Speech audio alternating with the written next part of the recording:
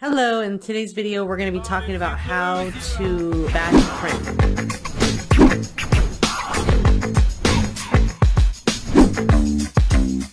We're inside of Credit Repair Cloud right now. We're going to go up to the little envelope icon up at the top right here. So you are seeing the little icon right here. It looks like a little envelope.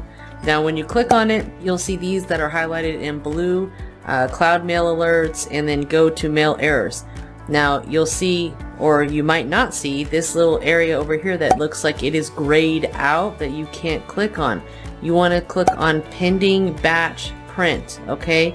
So again, you can go to cloud mail alerts and then pending batch print, and you want to go to the bottom where it says go to batch print. You want to go to batch print and go ahead and click on that, and here you are. You can go ahead and batch print all of your clients. So you can print 20 letters at a time.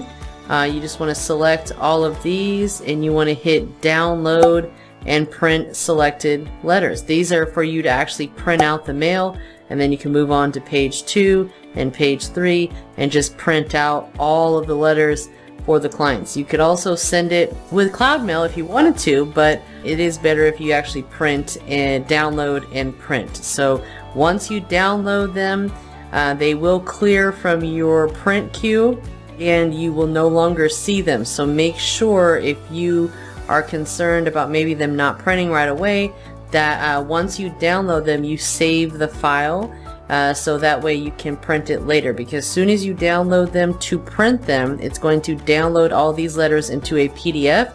You can then save the PDF, you can download the PDF, you can print the PDF, save it in case something happens until everything is printed out, just to be on the safe side, okay? Because I've printed a lot of things and they didn't quite work out the way I wanted them to because I didn't save it. The computer shut down, something happened. So always when you download it, save that PDF file right away until it's printed out, then you can discard it. So I hope that helped.